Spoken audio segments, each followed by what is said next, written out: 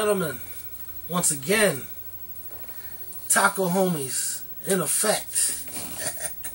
As normal, Dustin Plates, Mango Wasan. Another episode. Wait a minute. Not just another episode.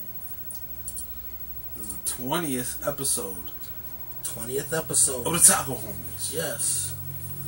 For everybody out there who's been tuning in to the Taco Homies, thank you. We appreciate it. Yeah. You know, we got a lot of things we've been coming up with, a lot of ideas and stuff that we're gonna start doing. A lot of work.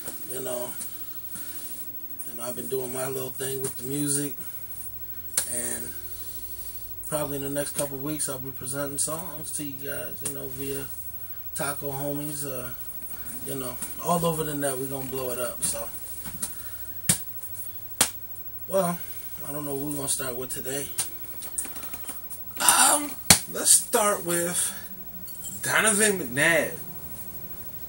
Donovan McNabb? What did Donovan do? There is a video of this dude. It's one of them police cams. Oh boy. Of him getting arrested for DUI. Really? Yeah. Yeah, I seen the video. You know, cop pulled him over. They talked for a little bit, and Donovan McNabb is like, they're like, yo, we can either do your breath now, or you can do your blood test some other time. And he's like, listen, you know, do whatever you gotta do. I just want to go home. And the police is like, no, you're under arrest. That's like, damn. Wow. Damn. Wow. You know, it's like, was this always a habit of his, but nobody knew about it? Or is this one of the things that I can see a lot of rumors floating about this dude right now? Because, you know, I mean, recently retired within the last couple years. The man was having a good time. Never won a championship. So it's kind of like, are people going to speculate that maybe the dude's depressed? Or is it kind of like, was that just one fuck up? Just, you know, hey, you know, the man was probably out having a beer too. And that's probably all it really is. You know, not, you know. I mean, catching a DUI, DWI is, you know, it's been happening easy. A lot lately. It's easy, you know. It's happening a lot lately. Yeah. Oh, speaking of DUI, it seems that former WWE, ECW, superstar wrestler, manager, Sunny, caught herself a DUI. Sunny Leon. Yeah. Yeah.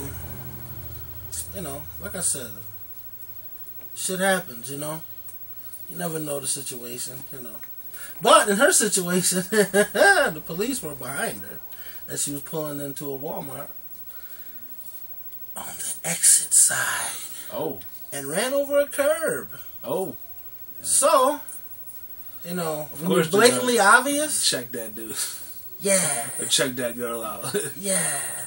The cops gotta stop you when they see that kind of shit. Right. I mean, so it's a potentially she could have gotten away with it. I mean, she ran over the curb and probably her theme music came on. I know you want me. And the police got out and got her ass. So, that's what it is. You know, I had to go there.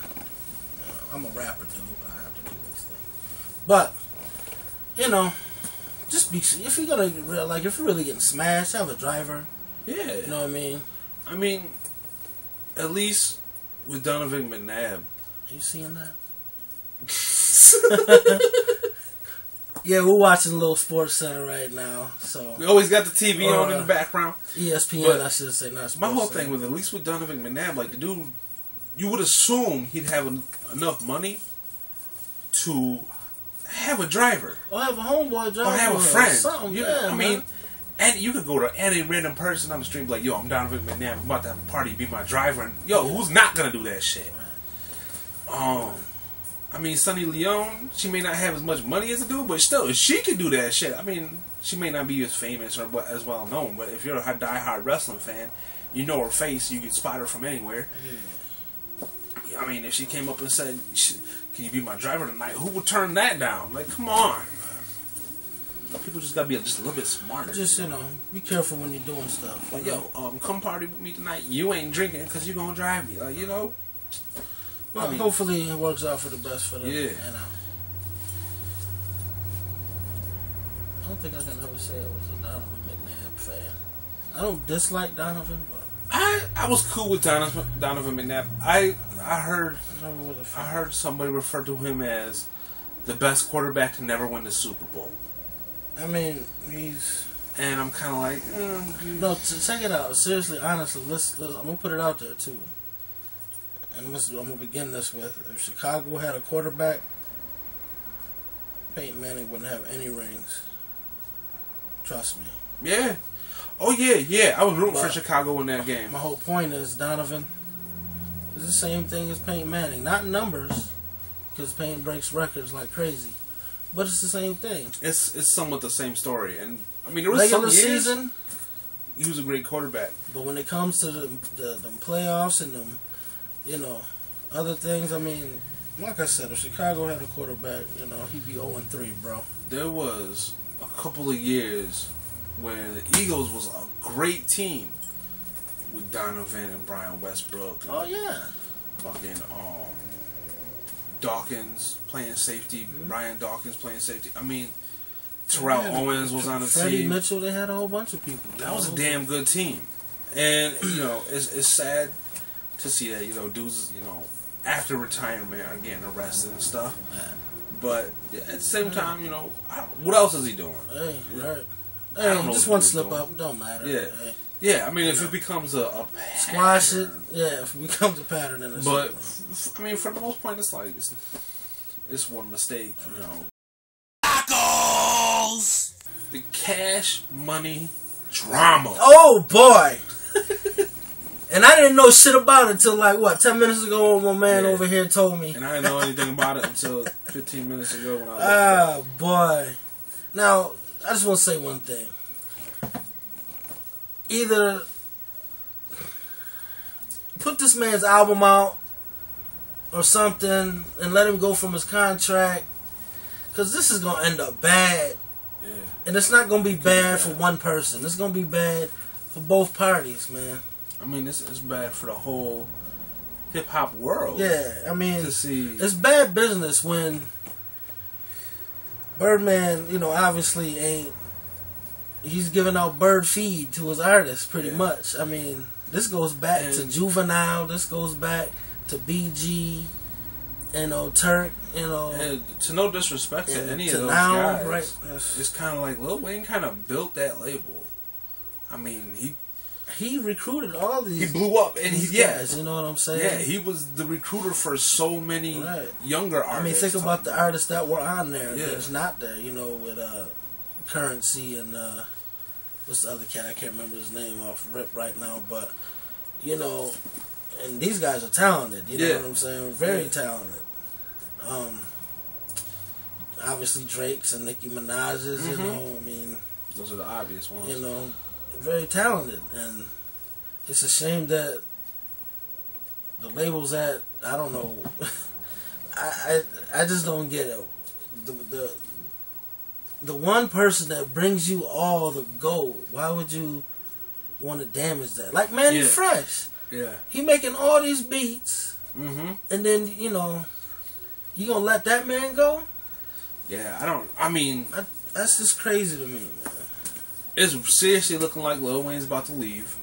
I do believe that if Lil Wayne leaves, I think Drake and Nicki Minaj are gonna follow him. Oh, of course. And the question is, who does he have left? Yeah. Because he is no Dr. Dre.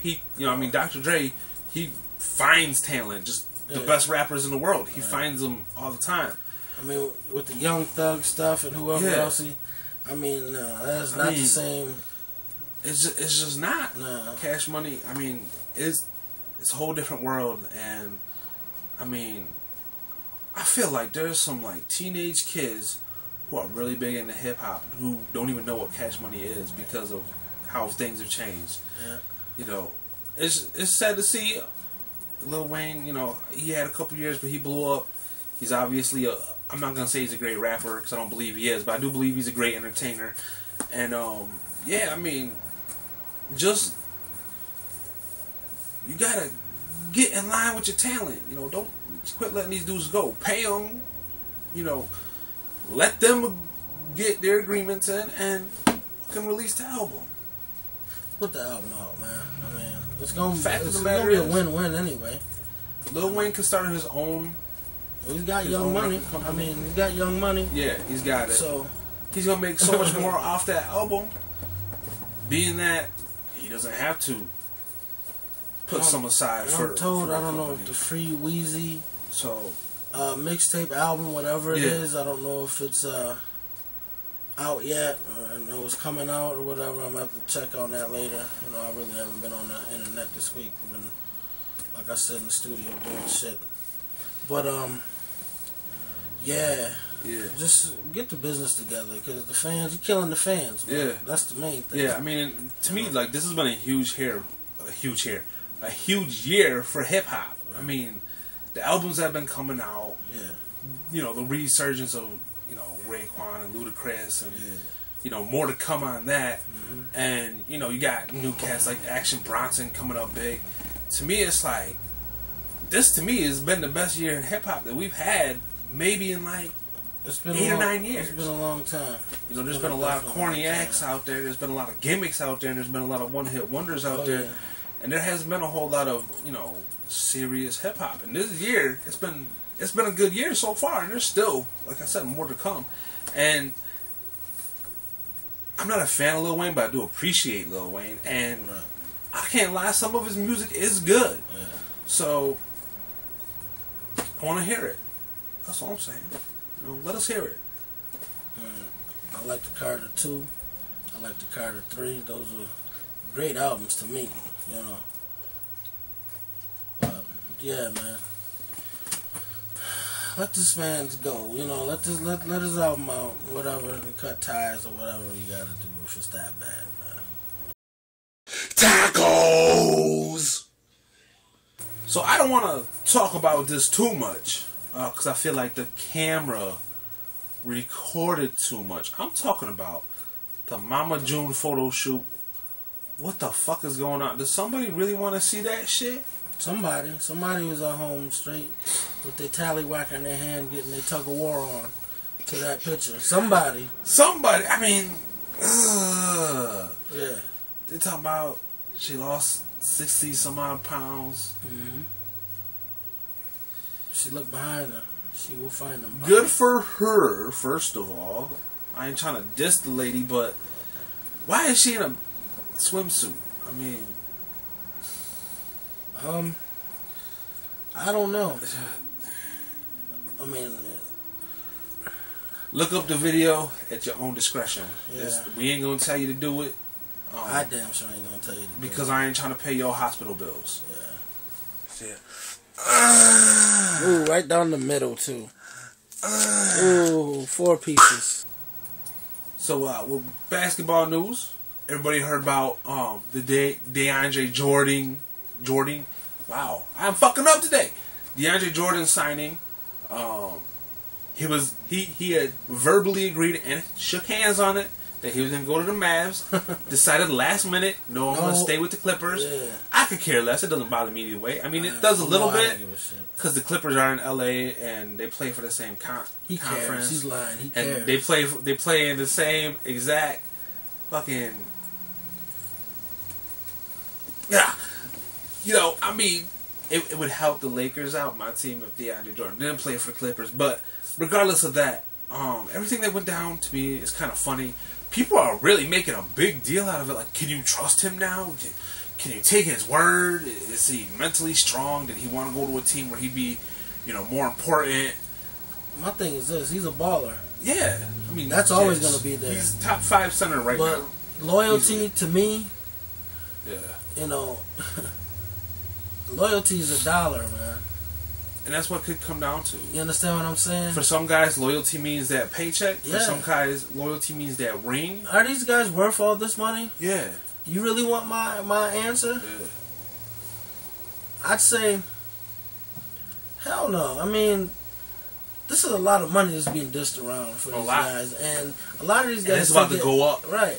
Next year. A lot of these guys take advantage of all this money and do stupid stuff. That's why careers get shortened. You become a journeyman. You know what I'm saying? According to DeAndre Jordan, it wasn't about the money for him.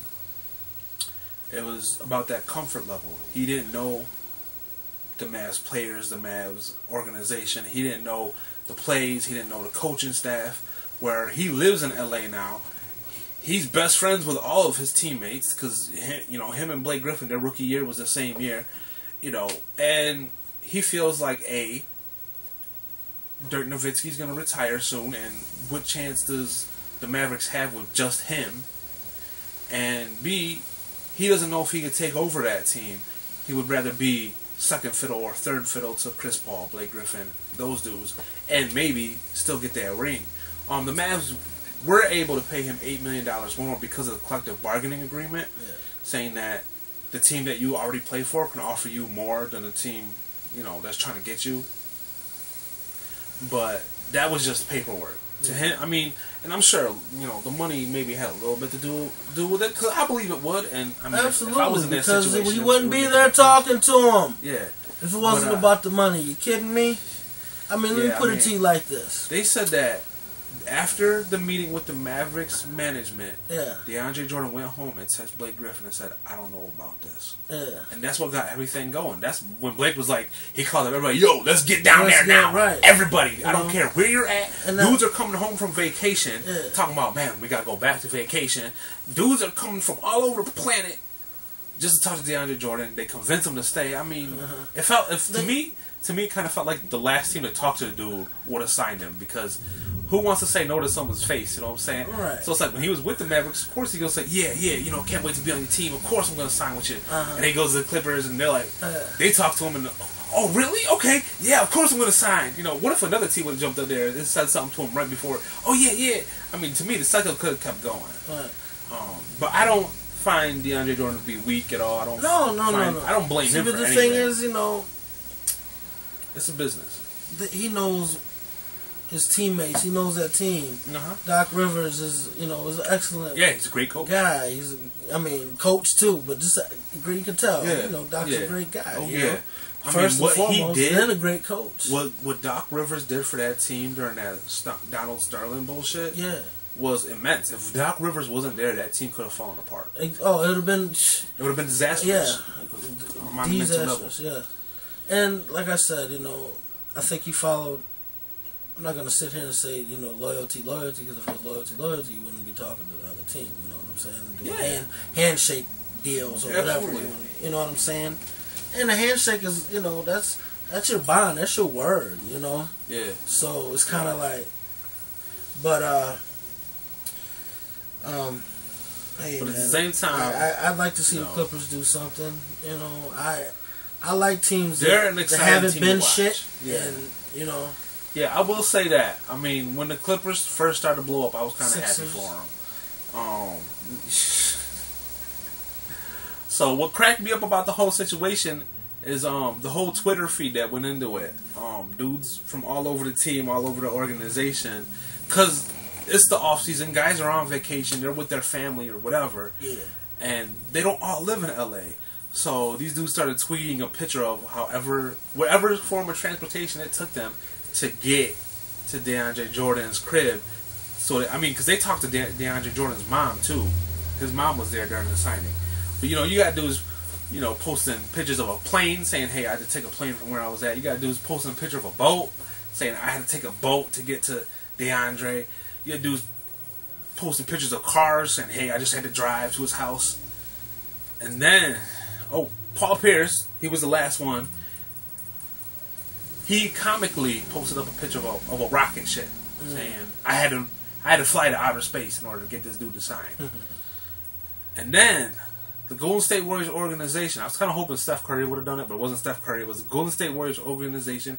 They posted up a picture of a trophy, and it's like, oh, that was funny. That shut up everybody right there. That was kind of like, oh, you know what? Yeah, they got a ring now. So what else is you gonna say? Well, then, of course, Kobe Bryant posts up a picture of 5 championship trophies.